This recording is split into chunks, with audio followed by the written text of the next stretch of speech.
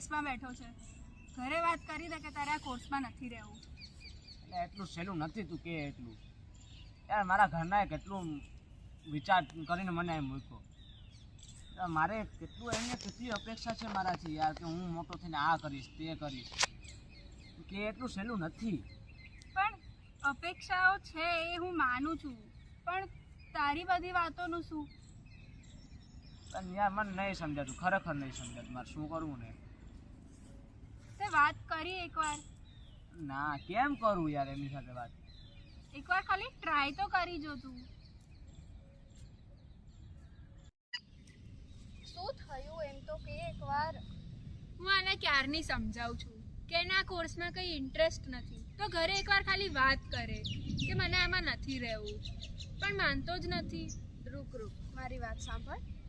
આની અત્યારે સ્થિતિ મહાભારતમાં અર્જુનની સ્થિતિ હતી તેવી સ્થિતિ છે એની. એટલે તું ડાયરેક્ટ એના ઉપર બોલું તારું નિર્ણય ના થોપ. એકવાર એનું પૂછવા દે કે એને શું છે, કેમ નથી કરતો. એકવાર એને પૂછ લઈએ આપણે. હવે તું કેમ, શું થયું તને? પ્રશ્ન શું છે? મને નથી આ કોર્સમાં ઇન્ટરેસ્ટ. હું નથી ઘરે કહી શકતા. આ કે ઘરે કહી દે એટલું સહેલું નથી ઘરે કહેવું હોય. તો તને આ કોર્સમાં કે આ શિક્ષણ પદ્ધતિમાં તને શું પ્રોબ્લેમ શું છે? તને રસ કેમાં છે? મને હે ને રસ ખરેખર કહું ને તો આ ભણતરની જરાય છે. આ સાયન્સ પ્રત્યે મને જરાય લગાવ નથી. મને સ્ટોરી રાઇટિંગ ને ફિલ્મ મેકિંગમાં રસ છે. હા, તો તું તે કીધું સ્ટોરી રાઇટિંગ નહીં, બરોબર? તો તું લખે તો એનામાં શું અનુભવે? તને શું મજા આવે એનામાં? હું સ્ટોરી લખવા બેહું ને એટલે મને આમ સમયનું ભાન જ ના આવે. મને એટલો આમ આનંદ આવે. હું આખી રાત ક્યારેક સ્ટોરી લખવા બેઠો, આખી રાત હું બેઠો. એ મને એક આમ કોઈ જાતનું કે ને કે નીરવ શાંતિને અલગ જ મને ફિલિંગ આવે. હા, તો તું પછી તારું આ મનપસંદ ભણવાનું કેમ નથી તું ચૂઝ કરતો? પણ એમાં યાર મને ડર લાગે. મને એમ થાય કે નહીં પછી ભવિષ્યમાં હવે મારા માતા પિતા એટલું કર્યું ને હું આમાં નિષ્ફળ જઈશ તો પછી કયો રસ્તો લેવાનો? આ તો તારી વેદાંતમાં જે લખ્યું છે કે તું જે તને જ પસંદ કરવું જોઈએ તારું ભણવામાં, તો પછી એ પ્રમાણે તું કર ને. આપણે વાત બરોબર છે વેદાંતનું, આપણે વિચાર, પણ એને પૈસાનું ને એના પરિવારનું બી તો વિચારવું પડશે ને. આપણે રાજના પરિણામ ઉપર નહીં પણ તેની સ્પષ્ટતા ઉપર ધ્યાન રાખવું જોઈએ.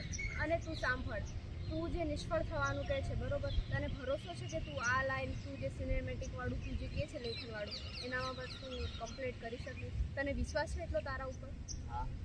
તો પછી શું વાંધો છે? તને તારા ઉપર વિશ્વાસ છે, તને ખબર છે કે તું કરી શકીશ, તો પછી તારા માતા પિતા પણ સમજશે જ ને તને. કઈ રીતે ના સમજે? તને કહેવાનું, તેને સમજાવવાનું કે આવું છે, મને આમાં રસ નથી. અને તું જો સાયન્સની સ્ટ્રીમમાં તું આગળ વધીશ તો પણ તારું કંઈ ફ્યુચર નથી. એના કરતાં તને જે ગમે છે એ તું કર ને. વાત તો સાચી છે. આજે જ હું મમ્મી પપ્પા સાથે બધી ચર્ચા કરી સ્પષ્ટતા કરી. હા યાર, તે તો સલાહ આપ્યા વગર પણ એને આમ ક્લિયર કરી નાખ્યું કે એને શું કરવું જોઈએ. એ જ ને, આને તો કહેવાય કાઉન્સિલિંગ. સલાહ ના અપાય. જ્યારે વ્યક્તિ કન્ફ્યુઝનમાં હોય તો તેને સારી રીતે સમજાવાય. આને સાચું કાઉન્સિલિંગ કહેવાય. તો પડીને ખબર સમજાઈ દે તારા મમ્મી પપ્પાને ઘરે જઈને. ઓહ,